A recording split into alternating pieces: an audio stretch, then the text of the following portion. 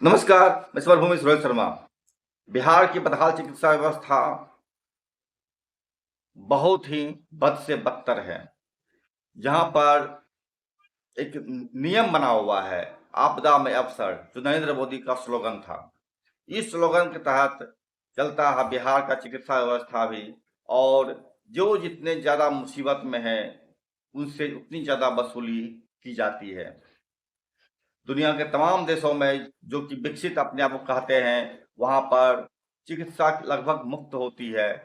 स्वास्थ्य के साथ-साथ शिक्षा का भी चीज़ें मुफ्त प्रदान की जाती है, तभी वह देश विकसित होता है।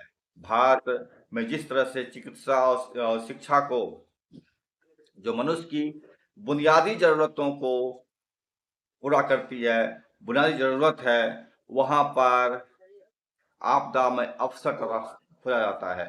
यानी जितना ज़्यादा आपकी ज़रूरत है, उतनी ज़्यादा लूट के आप शिकार होंगे चिकित्सा के मामले में, शिक्षा के मामले में। यही कारण है कि भारत पिछले लगातार 2 दशकों से विश्व रैंकिंग में निचले और निचले और निचले स्तर पर आता जा रहा है।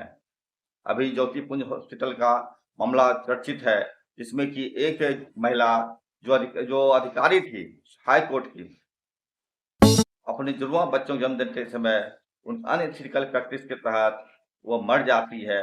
डॉक्टर केयर नहीं करता है और लाखों की वसूली उनसे तब भी की जाती है।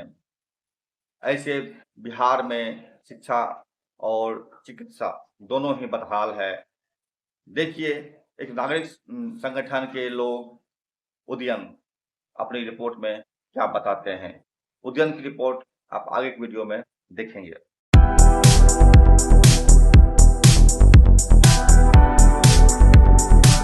आपने अस्पताल के बारे में कहा कि बहुत सारी समस्या आ रही है, बड़े बाहर से मरीज आते हैं और आज परेशान रहते हैं। क्या सर ऐसा नहीं लगता है कि ये जो दुर्दशा पहले से भी चली आ रही थी, लेकिन बीच में इस तरह का कोई भी ऐसा वाकया नहीं हुआ जिसको सुधरने का कोई चांस मिले? जैसे मैंने आपको बताया कि सबसे जो बड़ी समस्या है वो है इंसानी लालच की। ये समस्या बिहार में शुरुआत से रही है। समय समय पर प्रयास हुए हैं। कभी आपने सुना हो कि किसी ने रेड कर दिया नकली दवाओं का, किसी ने प्राइवेट जो सरकारी डॉक्टर प्राइवेट प्रैक्टिस करते हैं उनके ऊपर कार्रवाई हो गई। कुछ डॉक्टर जो अनुपस्थित रहते हैं, अभी भी अखबार में आया कि 7 डॉक्टरों को डिसमिस किया गया है क्योंकि वो उपस्थित थे ही नहीं, मतलब अपने जहाँ पोस्टिंग वहाँ जाते ही नहीं थे। तो ये मेरे ख्याल से बहुत छोटे प्रयास हैं। एक बहुत बड़ी, जिसको हम कह सकते हैं हेल्थ माफिया, इस स्टेट में इतना मजबूत हो चुका है कि छोटे मोटे प्रयासों से कुछ लंबा सोल्यूशन नहीं निकलेगा। जो पीएमसीएच की स्थिति है, पीएमसीएच में इतना प्रेशर है क्योंकि पूरे राज्य भर में राज्य के सारे डिस्ट्रिक्ट जिला अस्पताल जो हैं उनकी जो स्थिति है, और छोटे मोटे को केंद्रों की तो बात भूल जाइए, सभी जगह से लोग केस को समझिए कि डॉक्टर्स जो हैं वो एक तो बहुत अच्छे डॉक्टर होते नहीं हैं जो छोटे छोटे केंद्रों में काम कर रहे होते हैं, और वो केस को लगभग ख़राब कर देते हैं। पैसा कमाने के चक्कर में बिना मतलब की दवाई खिलाते हैं, और बाद में जब केस बहुत ज़्यादा डेलिकेट हो जाता है, नाजुक अवस्था में, तो सब पीएमसीएच रेफर कर देते हैं। पीएमसीएच पे इतना ज़्यादा प्रेशर होता है, और पीएमसीएच में जहाँ जो इतनी बड़ी एक लॉबी है पीएमसीएच में पोस्टिंग के, पीएमसीएच पोस्टिंग उन्हीं की होती है जो बहुत ही ज़्यादा, जिसको कहते हैं कि रसूखदार लोग, उनके बड़े बड़े ब्यूरोक्रेट से संबंध होते हैं, मंत्री से संबंध होते हैं, उनके खुद बाप दादे बहुत बड़े डॉक्टर या बहुत बड़े मतलब सत्ता में जो केंद्र में होते हैं, उन्हीं के नाते रिश्ते करीबी लोग पीएमसीएच में जगह पाते हैं। तो इन डॉक्टरों पर कार्रवाई सीधे सीधे संभव नहीं है, इनको बचाने वाले बहुत सारे लोग। तो पीएमसीएच में जो सीनियर डॉक्टर्स हैं वो आपको 24 घंटे तो बिल्कुल नहीं मिलेगा, सुबह से लेकर के शाम तक भी नहीं मिलते हैं। दोपहर के बाद कई डॉक्टर्स वहाँ से चले जाते हैं जूनियर्स के हाथ में छोड़कर। अब जब इतना सीरियस केस आता है तो इमरजेंसी में एडमिट तो कर लिया जाता है, लेकिन इसकी कोई गारंटी नहीं कि उसको जो प्राथमिक चिकित्सा वहाँ मिलती है वो उतना सही हो कि बाद में वो सर्वाइव कर सके। तो बहुत सारे केसेस ऐसे भी ख़राब होते हैं, और इमरजेंसी पे इतना लोड है तो वो लेना नहीं चाहते हैं। पीएमसीएच, आईजीआईएमएस और 3-4 जो अस्पताल हैं वो अक्सर ये कहते हैं कि बेड की कमी है, ये नहीं है, वो नहीं है, डॉक्टर्स नहीं है, तो वो केस को लेते नहीं हैं। अब विडम्बना है कि पूरे बिहार से केस जो आ रहा है उसको क्या चाहिए, उसको सबसे एडवांस ट्रीटमेंट चाहिए। तो जिनके पास पैसा है उनके लिए देखेगा कि फोर्टिस खुल गया, फोर्ट खुल गया, और बड़े बड़े जो नाम हैं, पारस खुल गया, ये बड़े बड़े, अब इनके यहाँ आपको पैसा रखते ही आपको 10,000 रुपये पॉकेट लेके आप नहीं गए तो आप एंट्री नहीं कर सकते हैं। उनकी शुरुआत ही हज़ारों रुपए से होती है, और उन चूँकि वो सब भी रसूखदार लोग हैं तो उनको कोई लगाम नहीं लगा सकता है। यदा कदा ही ऐसा होता है कि वो किसी के दबाव में आकर के, प्रेशर में आकर के कुछ अच्छा इलाज कर पाते हैं या किसी को सुकून मिलता है। तो देखिए, करने को बहुत कुछ है, उसका कोई अंत ही नहीं है। मेरे पास कुछ सुझाव भी हैं। एक सबसे बड़ा सुझाव मैं देना चाहता हूँ कि जितने भी सरकारी लोग हैं, मंत्री से लेकर के संतरी तक, पुलिस ऑफिसर हों, एडमिनिस्ट्रेटिव ऑफिसर हों, जजेस हों, जितने भी सरकारी लोग हैं उनको अगर बाइंडिंग कर दिया जाए कि वो सरकारी अस्पताल में ही अपना इलाज कराएं, अनलेस की बहुत ही सीरियस इलनेस नहीं, छोटे मोटे जो भी मिडिल लेवल का जो भी ट्रीटमेंट वो अगर अस्पताल, सरकारी अस्पताल जाने लगे और उनको नौकरी में कुछ इसका एडवांटेज मिले कि क्योंकि आपने सरकारी अस्पताल में इलाज करवाया इसीलिए आपको कुछ प्रमोशन के समय या कोई आपको एक्स्ट्रा बोनस मिलेगा, इस तरह कर दिया जाए तो देखिए अपने आप सुधार दिखने लगेगा। सरकारी लोग जब सरकारी अस्पताल का रुख करेंगे तो लोगों का एक कॉन्फिडेंस जागेगा, सरकार की जिम्मेदारी जागेगी। सरकारी अस्पताल में अब पता चलेगा कि मंत्री का की भाभी आने वाली है तो फलाना मंत्री की बेटी आने वाली है, देखिए डॉक्टर ड्यूटी पर आ जाएगा। तो ये तरीका होना चाहिए ऐसा, और जनता को ये डिमांड करना चाहिए। तो अगर ऐसा नहीं होगा तो जो लालच है ना, जो कॉरपोरेट इन्फ्लुएंस है, जो हेल्थ के सेक्टर में जो इमीडिएट प्रॉफिट्स इतने ज़्यादा हैं, आप किसी भी चीज़ में, आप सिर्फ डायग्नोस्टिक्स का कोई एक सामान सोच लीजिए, उसकी एजेंसी ले लीजिए, अब देखिए कितना लोग शॉर्ट टर्म में पैसा कमा लेते हैं, क्योंकि अनाप शनाप खर्च बहुत है। डॉक्टर कुछ भी लिख देता है और कंपलसरी करता है कि आपको ये खरीदना ही है तो खरीदना पड़ता है। सर, अगर देखा जाए जिस तरह से आपने ये संदेश दिया है कि जिस तरह से करप्शन बढ़ा हुआ है, लोगों में इस तरह की भावना आ गई है, माहौल गर्म हो चुका है पूरी तरह से, ऐसे में सर आप क्या संदेश देना चाहते हैं? आप अपने सेंटर की तरफ से, आप अपने तरीके से, आप अपने पोजीशन पे किस तरह का क्या संदेश देना चाहते हैं दर्शकों? देखिए, यहाँ मैं national alliance of people's movement का स्टेट कन्वीनर हूँ। जन आंदोलनों का राष्ट्रीय समन्वय है। पूरे बिहार के कई छोटे छोटे आंदोलन लोग कर रहे हैं, ज़मीन के लिए, वन अधिकार के लिए, कोसी जो नदी है उसका जो बांध है उसके वहाँ पे एक लड़ाई चल रही है, जन जागरण शक्ति संगठन है जो लेबर के लिए काम कर रहे हैं, ऐसे बहुत सारे नागरिक संगठन हैं जो तरह तरह के लोगों के लिए काम, उसका एक समन्वय मूवमेंट। तो ये मूवमेंट अभी हेल्थ के दृष्टि से मैं चाहूँगा कि जनता का एक पीपल्स जितने मूवमेंट हैं, नागरिक जितने संगठन हैं, वो मिलजुल करके एक लंबा सा अपनी डिमांड लिस्ट बना करके हज़ारों सिग्नेचर करके वो चीफ मिनिस्टर से लेकर प्राइम मिनिस्टर लेकर राष्ट्रपति से लेकर के जजेस से लेकर के जितने भी जिम्मेदार लोग हैं उनको एक मांग भेजें, जो हमने कहा कि कंपलसरी किया जाए। सरकारी अस्पताल जैसे पार्टियों के बारे में तो सुन रहे, सरकारें चाह रही हैं कि धीरे धीरे बिहार के 40 जो डिस्ट्रिक्ट हॉस्पिटल हैं उनका धीरे धीरे करके निजीकरण किया जाए। पहले तो इस पर रोक लगे कि सरकारी जो हैं उनका निजीकरण बिल्कुल नहीं हो। उल्टे जो प्राइवेट नर्सिंग होम हैं, बहुत सारे ऐसे नर्सिंग होम जो गलत प्रैक्टिसेस करते पाए गए हैं, जिनके खिलाफ बहुत सीरियस आरोप लगे हैं, उन पर लंबित मामले जितने हैं तत्काल उन नर्सिंग होम्स पे रोक लगाया जाए, उनको ब्लैक लिस्ट किया जाए। तो सरकार की तरफ से बार बार अनाउंसमेंट किया जाए कि आप प्राइवेट नर्सिंग होम की जगह सरकारी अस्पताल जाना शुरू करें, अपने इलाके के सबसे करीबी जो सरकारी अस्पताल है वहाँ जाएं, और अगर कुछ गड़बड़ी होती है वहाँ तो तत्काल डीएम को आप रिपोर्ट करें, एसडीओ को रिपोर्ट करें, अपने वहाँ न्यायिक अधिकारी के यहाँ केस फाइल करें। जनता जिस दिन जागरूक हो जाएगी, अपना हक मान लेगी, health is a basic right, स्वास्थ्य आपका मूलभूत अधिकार है, कैसे, और ये जनता जिस दिन समझने लगेगी उस दिन अपने आप सब कुछ सुधरने लगेगा। कोई भी ताकत इतनी नहीं ऐसी नहीं है जो जनता से लड़ सके। ऐसे में सर आगे आपकी क्या स्टैंड रहेगी?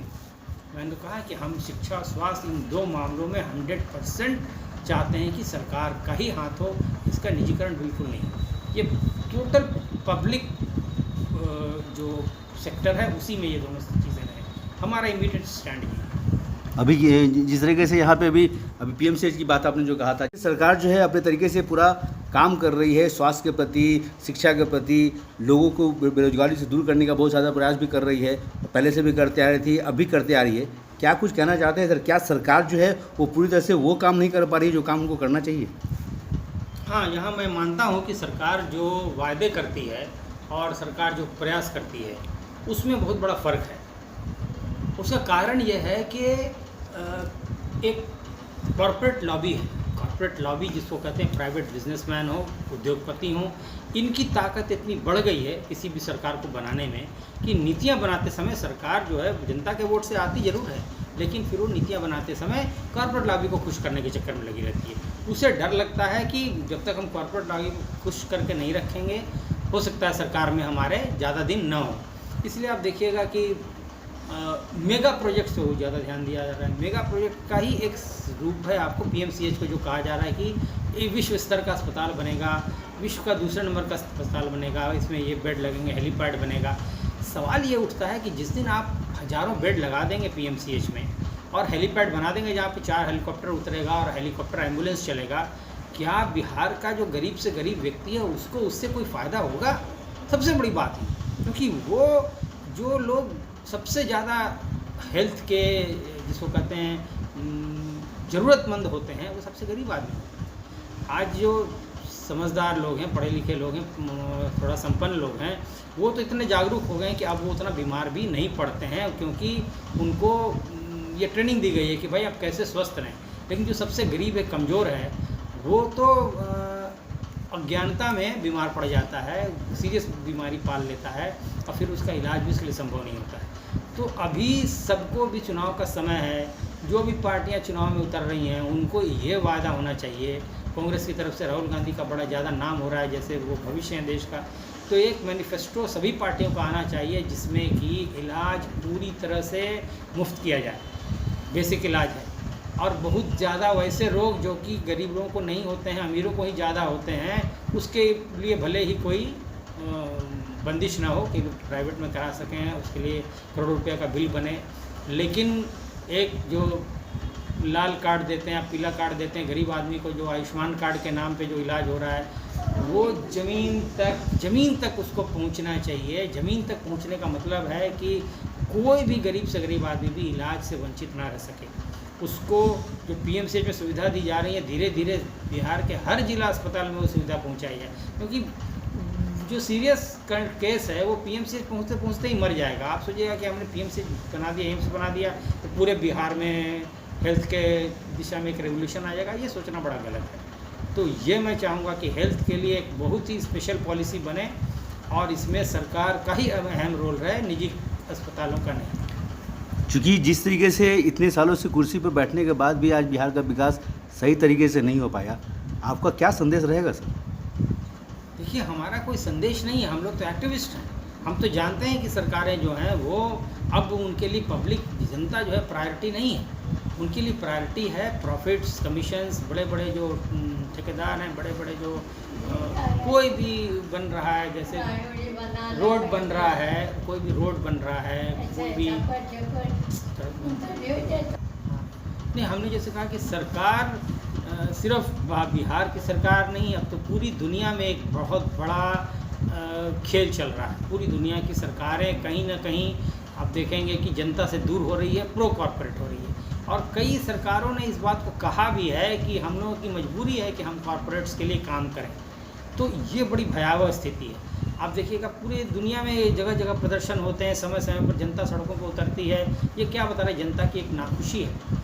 और कोरोना काल के बाद से तो और भी ज़्यादा हेल्थ का जो यहाँ तक सवाल है उसमें बहुत ज़्यादा मुनाफाखोरी हुई। आप सोचिए कि लोग बीमार पड़े, ये बिज़नेस बन गया है, लोगों को बीमार बनाए रखना बिज़नेस हो गया है। तो अब बहुत लोग स्वतः जो है दवा से, डॉक्टर से दूर होना चाह रहे हैं। अब सोचिए, जब समाज में व्यक्ति मरीज डॉक्टर से डरने लगे, उससे क्या वजह हो सकती है? अब ये आप सुनते होंगे कि बहुत लोग शिकायत करते हैं, फलाना डॉक्टर के पास नहीं जाएंगे, बहुत दवा खिलाता है, बहुत दवा चलाता है। दवा के बिज़नेस में जो लोग हैं वो क्या कहते हैं कि भाई हम लोगों को तो कहा जाता है कि डॉक्टर को प्रेशर डालिए कि कम से कम ये 10 पत्ते खिलाए इस दवाई के। कोई दवा खाने की एक सीमा होनी चाहिए। आप स्वस्थ रहते हैं साफ भोजन करने से, साफ हवा पानी से। दवा खा कर तो स्वस्थ नहीं होता, दवा का रोल मिनिमम होना चाहिए। तो मेरा संदेश यही है कि लोग खुद इस चीज़ को पहचानें, समझें कि दवा के बिज़नेस को प्रमोट करना उनके हित में नहीं है, भले ही कुछ डॉक्टरों के, कुछ मेडिकल लॉबी के, फार्मेसी लॉबी के लिए हो सकता है। एक छोटा सा संदेश, देश आज तरक्की करे, बिहार हमारा जो है वो तरक्की करे, कि क्या कुछ सलाह देंगे उसके लिए? हाँ, इसमें मैं चाहूँगा कि 2-4 प्रोफेशंस को हम देख लें, जैसे टीचर्स हैं, डॉक्टर्स हैं, लॉयर्स हैं। ये अगर अपना लालच छोड़ दें, टीचर का ड्यूटी हो कि हम एक अच्छा नागरिक तैयार करें, एक अच्छा सिटीज़न तैयार करें। हम उसको फिजिक्स, केमिस्ट्री, बायोलॉजी तो पढ़ा रहे हैं, लेकिन साथ साथ अगर हम उसको आइडियल नागरिक नहीं बना रहे हैं, हम कुछ नहीं बना रहे हैं। वो बड़ा होकर के वो गलत काम करेगा ही करेगा। एक डॉक्टर की जिम्मेदारी ये हो कि हम एक स्वस्थ नागरिक तैयार करें, हेल्दी आदमी को तैयार करें। वो भी अगर लालची हो जाएगा, वो जिस मरीज को 100 रुपये में ठीक कर सकता है, उससे 1000 रुपये जीतने की कोशिश करेगा, तो वो किसी का भला नहीं कर सकेगा, वो स्वार्थ में लिप्त हो जाएगा और वो देश का नुकसान करेगा। एक लॉयर का भी ये ड्यूटी होनी चाहिए कि हम लोगों को न्याय दिलाएं, लोगों के अधिकारों की रक्षा करें। अगर वो कॉन मैन हो जाता है, कॉन मतलब डिसऑनेस्ट हो जाता है, तो अपने मरीज, अपना जो क्लाइंट है, उसके हितों को वो हार्म करके वो दूसरे के साथ हाथ मिला लेता है, दूसरे के साथ डीलिंग कर लेता है।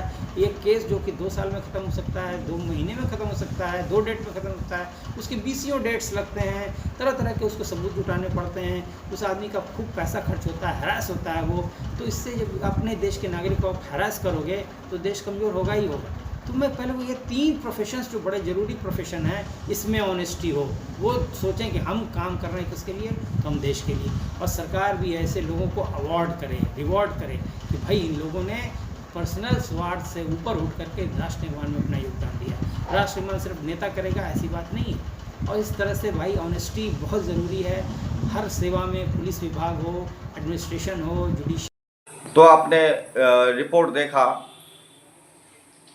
और आप समझ गए होंगे कि क्या स्थिति बिहार में है और इस बिहार का क्या भविष्य होगा अगर यहाँ के नागरिकों के शिक्षा और चिकित्सा दोनों की ही सुविधाएं नदारद कर दी गई हो।